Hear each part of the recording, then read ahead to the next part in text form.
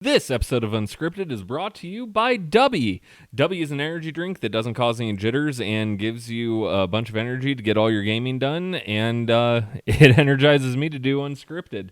So use code Krooked Does Stuff at dubby.gg and you'll get your own Dubby for 10% off, and you can also find a link in the description down below.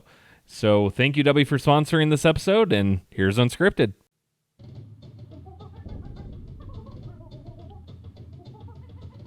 Hello everyone, I am Krooked and I do stuff, and this is Unscripted, the series where I take a completely unscripted look at games and give it a 1 through 10 rating. Today, we are playing Donkey Kong Country 3, Diddy Kong's Quest. So if you're wondering why I'm playing Donkey Kong Country 3 today, of all days, well, it's because there's a really nifty trick in this game.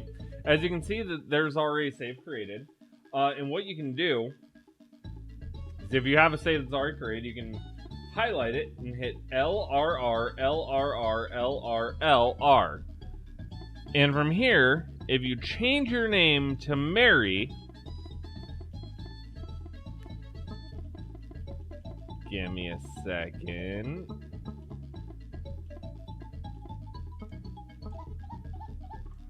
We can go ahead and go into the game. And, well, it does some things in the actual gameplay. So we'll get to that, I'm sure, whenever we get to a level. But let me start out by saying, happy whatever holiday you celebrate during this time. Yeah.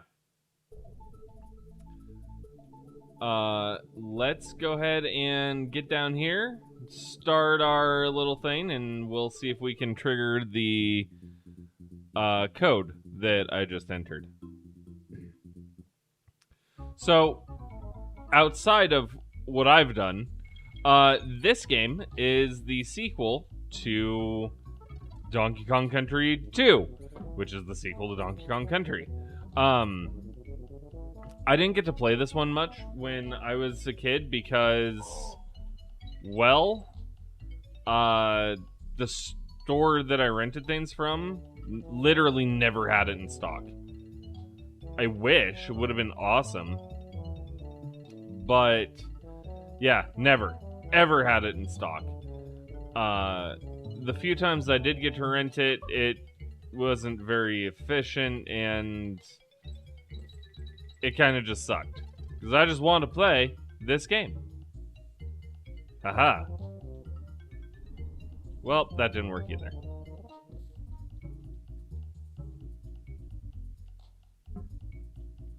Okay. I gotta probably throw that behind him.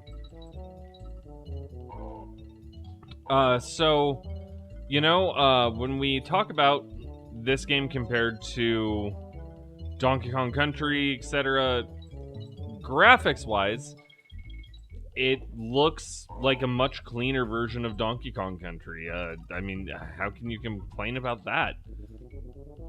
Donkey Kong Country already looked fantastic, and this looks better. So, I mean, that's a solid plus for this game. And... oh, there we go.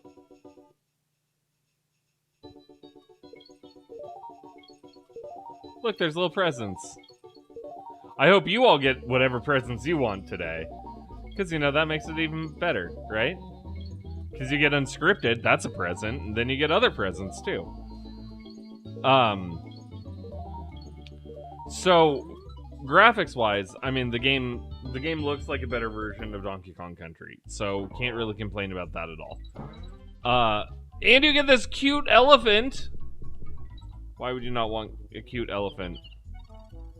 No! Okay.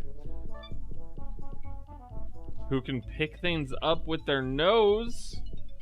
Fichu would lose her mind to be able to play as an elephant in a game.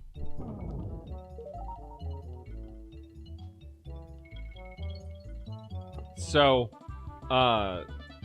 yeah, the characters, as you'll notice, are not Donkey Kong and Diddy Kong. That's because, if I remember right, they got, like, stolen away or something like that. So you don't have them. Instead, you have Dixie Kong, who was in the second game. And you have, this idiot. How do I switch? There we go. This one, he pretty much behaves like DK. He has the same kind of movements, same overall abilities as Donkey Kong. He's basically just, oh hey, you're not gonna get to play as Donkey Kong, so you get to play as this baby Kong that is literally just a baby Kong. It's good that they did this, though, so that way there's some familiarity for anyone who may not have played Diddy Kong's Quest.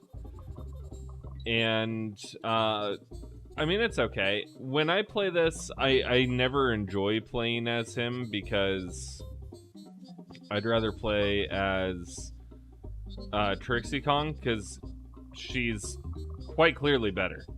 I'll show you an example of why I think that. Yeah, she can fly through the air.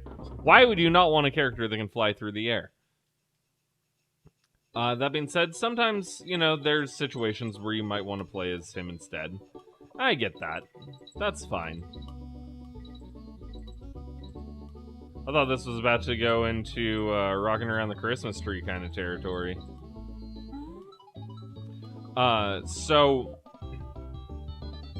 Yeah, other than that change, all the controls are basically the same as the previous games. And if I had to say anything about the controls being different, they're a lot more fluid than in previous games. Which is always really, really nice to have, because fluidity, especially in a platformer, that's kind of what's making or breaking the platformer, right? So, that's a thing. The controls are way more fluid. I don't think the music is as good as it was. Sound effects wise, I mean, we're basically looking at the same sound effects across the board. Because it's the same bouncing sounds, the same jumping noises, which there's none. It's all the same in terms of sound effects of enemies, the Kongs, barrels, everything like that. So you're getting a lot more of the same. But it doesn't have that killer soundtrack that Donkey Kong Country had. And because it was a little bit later in the life, it's probably not as memorable for most people as Diddy Kong's Quest, which is the second game in the series. I do want to give it a lot of props for the exploration aspect. There's a ton, and I mean a ton of secrets in this game. When I was a kid, this was my favorite one because I was like, oh, there's secrets, there's tons to collect, there's all these things. And I had to rent it every time I got it, so, you know, the chances I would ever get to play the same game twice were basically slim to none. I didn't even know that was there. I just thought, hey, there's an area, I might be able to go here. So yeah, this is just an example of one of the secrets. And Simon Says. And we unlocked a chicken? Okay. Cool. We unlocked a chicken. It's not just, you know, move left and right on a map and go the next level, which I really appreciate this. I really appreciate the changes they put into it. If there's anywhere where this game isn't as solid as the other games, it's solely because of the music. And it's sad because other than that, I think this is probably a better game than the other ones. But because the music isn't as memorable or as catchy and great, it's going to be one where you may not want to spend as much time with it because you're like, oh man, the sound was so much better in this game and that game. And yeah, that's true. but it's not bad in this. It's just not as good as it could be. And some of the barrel noises are kind of weird. Like that one's weird with the thunk, thunk. It just didn't sound really great.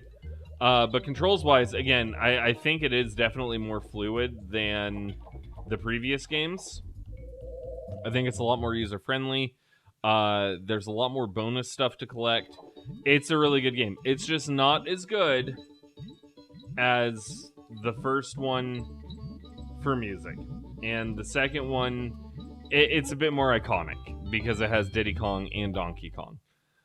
But in terms of a score, this is in no way a bad game. I would say the only thing that it is missing is that killer soundtrack, but it has awesome things like this Christmas mode that I'm doing, where you can really sit down for the holidays and play an otherwise really great game with a bit of a Christmas flair. So you can get your holiday gaming in. So with all that said, for Donkey Kong Country 3, Trixie Kong's Quest, I'm gonna give it a 9.5 out of 10. It's almost a perfect game. It has so much going for it that's correct. It has very, very little that's not going for it. And what it doesn't have isn't gonna affect it enough to make you want to not play it. It's just gonna be enough to make you go, you know, I like the sounds of the other ones more. So, with that being said, like this video if you enjoyed what you saw. Comment down below and let me know what your favorite Donkey Kong game is. Hit that subscribe button so that way you never miss out on an episode of Unscripted. And don't forget to hit that notification bell so you'll be notified whenever a new episode of Unscripted does come out. And with all that being said, I do want to thank you for watching Unscripted, and I will see you on the next episode. Bye! Oh, and happy holidays.